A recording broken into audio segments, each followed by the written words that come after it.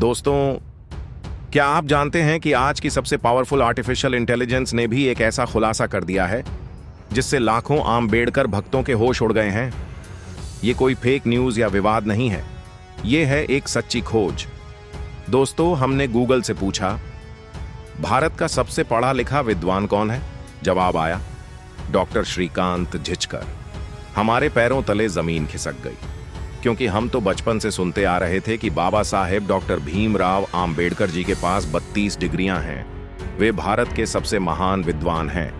फिर ये बात कैसे? क्या हमारी पूरी पीढ़ी गलत जानकारी पर पली बड़ी है? इस झटके के बाद हम चुप नहीं बैठे, हमने गहरी छानबीन शुरू की। पुराने दस्तावेज, किताबें और सबसे महत्वपूर्ण, हमने सीधे आर्टिफिशियल इंटेलिजेंस से सवाल पूछा। और जब एआई ने जवाब दिया तो सारी तस्वीर बदल गई।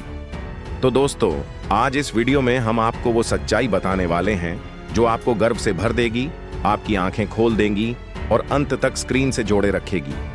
तो तैयार हो जाइए, और अगर आप सच्चे आंबेडकरवादी हैं या भारत के इतिहास को जानना चाहते हैं तो अभी लाइक बटन दबा दीजिए, चैनल को सब्सक्राइब करें और वीडियो अंत तक जरूर देखिए, क्योंकि अंत में एक ऐसा ट्विस्ट है जो आपको हैरान कर देगा।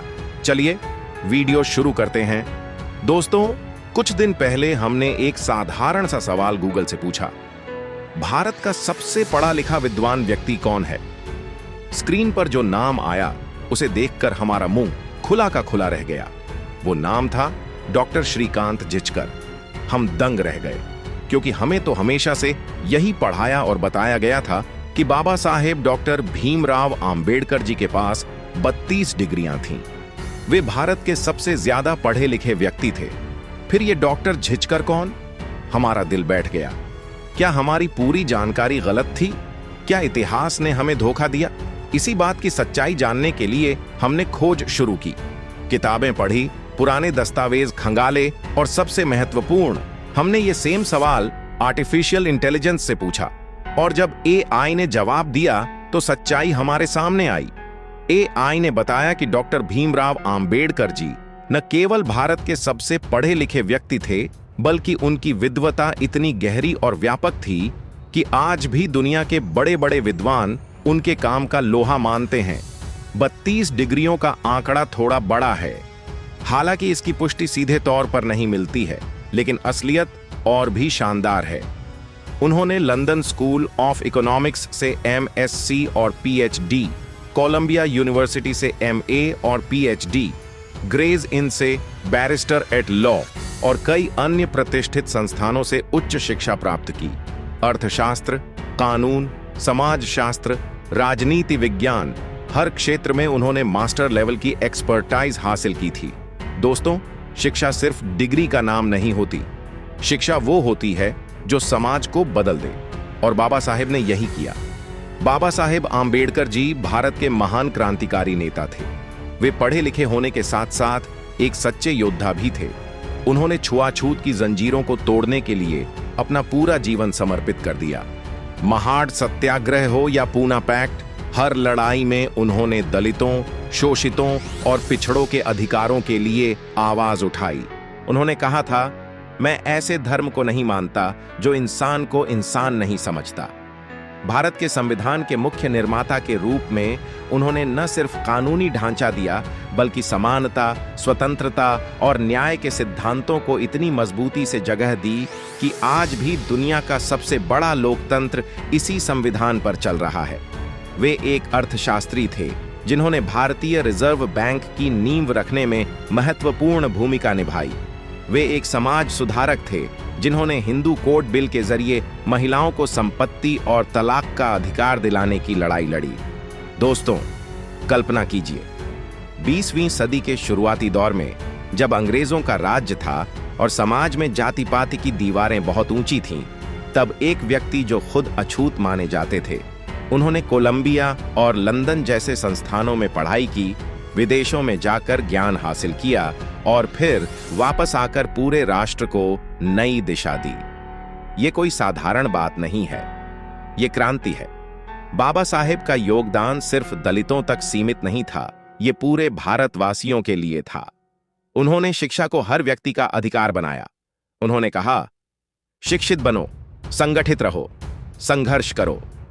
आज लाखों करोड़ों दलित, पिछड़े, आदिवासी और महिलाएं जो सरकारी नौकरियों, शिक्षा और राजनीति में आगे आ रही हैं, उसका श्रेय सीधे बाबा साहेब को जाता है। उनकी किताबें जैसे annihilation of caste, the problem of the rupees, who were the Shudras आज भी पढ़ी जाती हैं। उन्होंने बौद्ध धर्म अपनाकर दिखाया कि धर्म को भी तर्क के कसौटी पर परखा जा सकता है। उन्होंने कभी नफरत नहीं फैलाई, बल्कि समानता का संदेश दिया।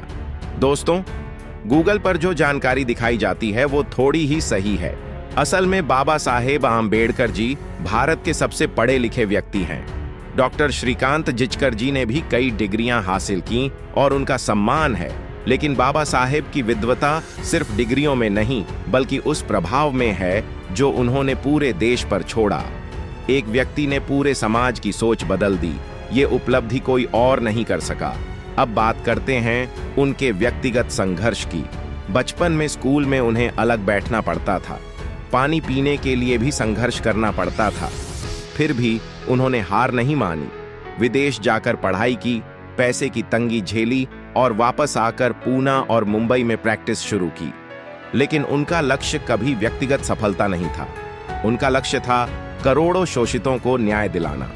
आज जब हम देखते हैं कि संविधान में मौलिक अधिकार, आरक्षण, समानता का अधिकार, ये सब बाबा साहेब की देन है। बिना उनके सोच के आज का भारत अधूरा होता। दोस्तों, ये वीडियो इसलिए बनाया है ताकि हम सच्ची जानकारी फैलाएं। आजकल सोशल मीडिया पर बहुत से लोग बाबा साहेब को सिर्फ एक जाति विशेष का नेता बता देते हैं, लेकिन सच्चाई ये है कि वे राष्ट्र के नेता थे। वे एक विजनरी थे जिन्होंने भविष्य को देखा था। बाबा साहेब भीमराव आम्बेडकर का जीवन केवल पढ़ने की कहानी नहीं है, बल्कि अपनाने की प्रेरणा है। उनके विचार केवल संविधान की किताबों में नहीं, बल्कि हर भारतीय के जीवन में दिखाई देने चाहिए।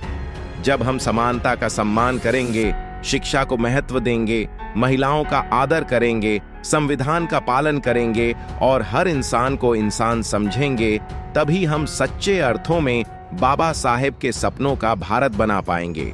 अगर आप भी बाबा साहेब के योगदान से प्रभावित हैं, तो कमेंट में जय भीम जरूर लिखिए। इस वीडियो को अपने दोस्तों और परिवार तक शेयर कीजिए ताकि सच्ची जानकारी पहुंचे। तो दोस्तों, आज हमने देखा कि AI ने भी बाबा साहेब की विद्वता और योगदान की तारीफ की। पोल कुछ नहीं खुली, बल्कि उनकी महानता और साफ हुई। आम्बेडकर वादियों के होश नहीं उड़े, बल्कि गर्व से छाती चौड़ी हो गई होगी।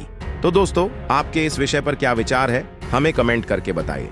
और अगर वीडियो पसंद आया हो तो वीडियो को लाइक करके चैनल को सब्सक्राइब जरूर करें और बेल आइकॉन प्रेस करें। मिलते हैं किसी और वीडियो में। जय भीम, जय भारत, धन्यवाद।